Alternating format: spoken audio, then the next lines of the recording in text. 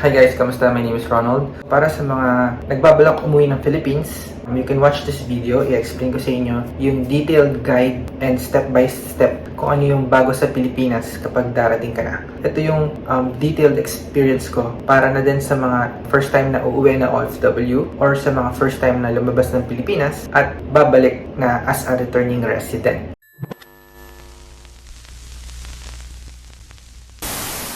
Pinakakailangan mo is your valid passport. If you are a Filipino citizen or Philippine passport holder and babalik ka ng Philippines, less than 6 months, pwede siyang magamit. Kasi yung iba, valid 6 months and above kapag lalabas ka ng Philippines.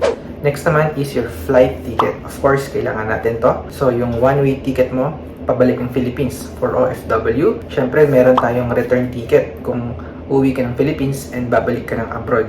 So, make sure na nakaprint yan. Next naman is yung e-travel arrival. Sa mga baguhan pa sa e-travel arrival, pumunta lang kayo sa etravel.gov.ph. Pwede rin naman gumamit ng eGov.ph app. Ma-access nyo rin to. So, ito yung arrival card na ginagawa ng lahat ng pasahero na babalik ng Philippines. Either resident, dual citizen, kailangan mag-register. After nyo mag-submit, may matatanggap kayong email and QR code. Kung nakalimutan mong gumawa ng e-travel arrival, pwede ka namang magpagawa sa family mo kung meron silang account. For OFW naman na first time uwi ng Pilipinas, make sure na kumpleto yung documents nyo tulad ng work visa, OEC, and verified work contract. And kung first time yung lalabas ng Philippines at wala pa kayong masyadong record, baka hanapan kayo ng mga kung ano-anong documents. So make sure na kumpleto yan. If you need guide, you can check out my channel. Marami tayong OEC guide and tutorials. Wala nang papel sa arrival customs, baggage, currency declaration. Nasa loob rin siya ng e-travel. So, nandun yan sa bandang huli before kayo gumawa ng signature. So, sagutan nyo lang kung meron kayong i-declare or wala. Kung di naman kayo sure kung ano yung mga dapat nyo i-declare pag babalik na kayo ng Philippines, you can also check my video. Detailed list ng mga pwedeng indalhin sa check-in and hand carry. Sa immigration ng Philippines, meron dalawang uri ng pag-clear. Meron yung manual stamp ng passport and yung e-travel e-gate.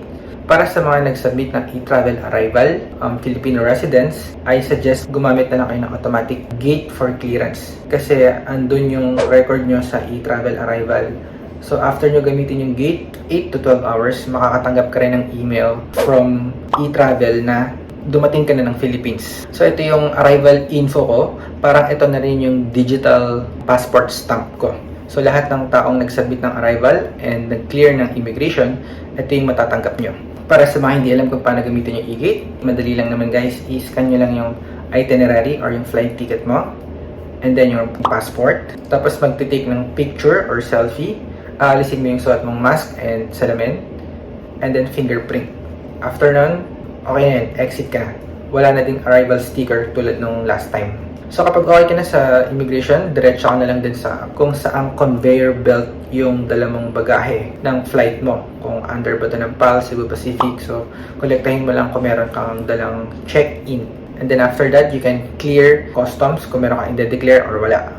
Basically, yun lang naman yung kailangan nyo malaman kapag dadating kayo ng Philippines first time, or just take note of this guide and tutorial. For OFW, kung meron kayong problem sa account nyo online, meron akong nakitang mga OFW desk or OWA desk sa arrival, pwede nila kayong tulungan sa account nyo online, basta meron kayong dalang verified work contract. Yun lang guys, maraming salamat. If you're still here, thanks for watching. Kung di ka pa nakasubscribe, please subscribe. And I will see you in my next video.